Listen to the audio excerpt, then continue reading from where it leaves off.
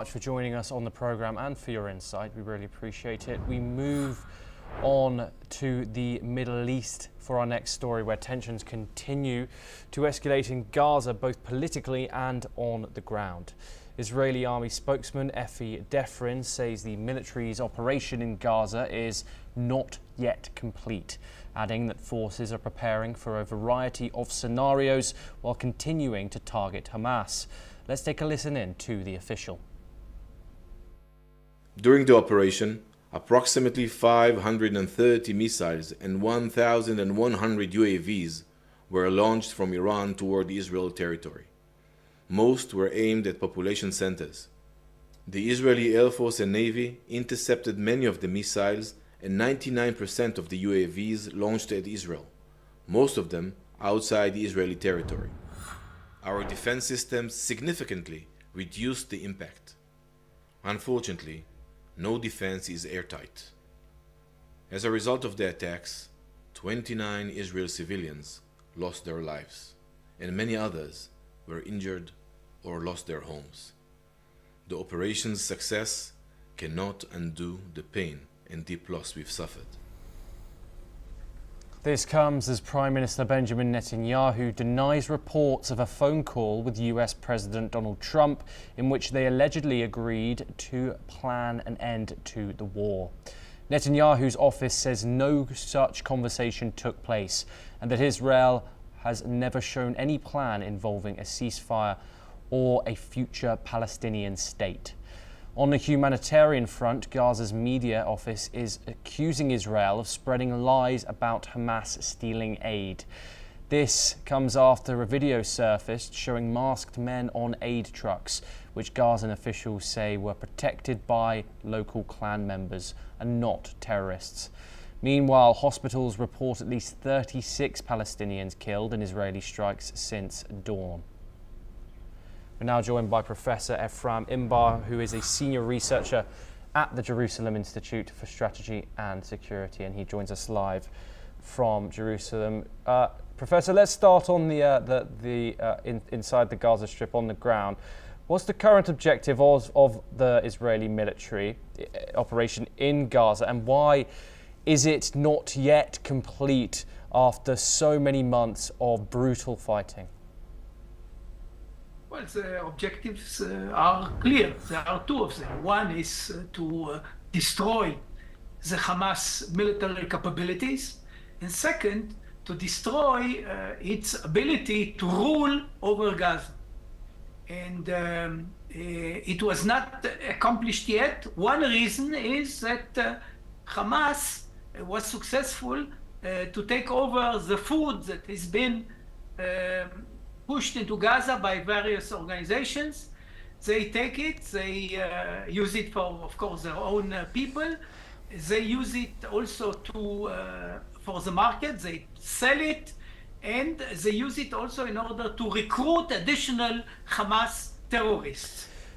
They give the terrorists food and take care also of their families, actually strengthening the grip of Hamas in Gaza. Professor Imbar, the Gaza's media office accuses Israel of spreading lies about Hamas stealing aid, which is what you just said. What is your response to that?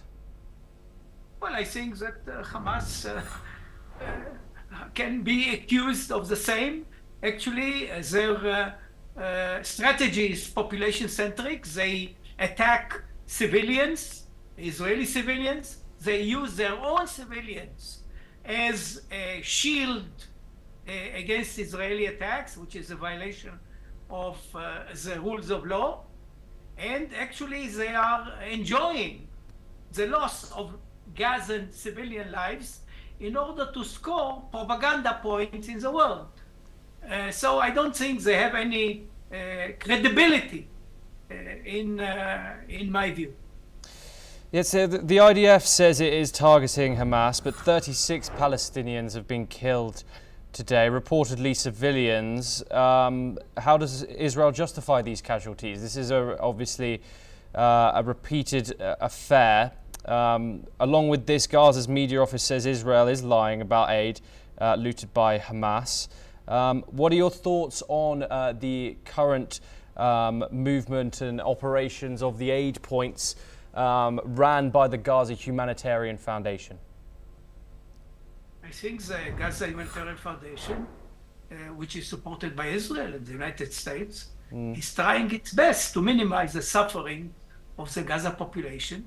And I want to make it quite clear that the moral responsibility for the suffering is Hamas. Hamas are using them. Hamas started the war. Hamas for years has enjoyed the suffering of their own people, and they continue to do so. It's a totally immoral terrorist organization, and we should be very careful in reading their announcements about what's happening in the war. And I must say that I'm also disappointed that it takes so long to take over the Gaza and get rid of Hamas. Professor Imbar, I just want to read a statistic. The United Nations released a report 3 days ago where it says over 400 Palestinians have been killed around private aid hubs.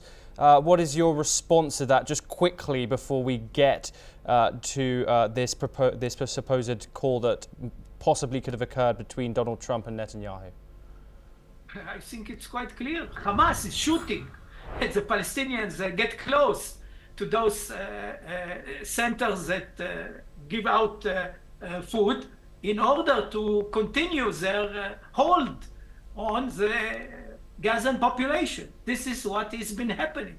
They try to prevent the Gazans from going to the food centers that are operated by Israel and the United States. Okay, Professor Imbar, Netanyahu has denied a phone call that has occurred between Donald Trump and himself, saying that there's been no talks recently in order to push forward a peace deal. He also denies any interest in a Palestinian state whatsoever. Doesn't this leave Israel with endless occupation or reoccurring wars in the foreseeable future, as critics might say?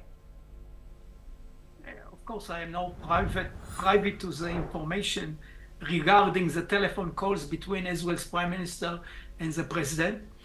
But I can really understand the positions that the Palestinian state, in which Hamas will be the main power, is not something acceptable to Israel. After all, Hamas wants the destruction of Israel.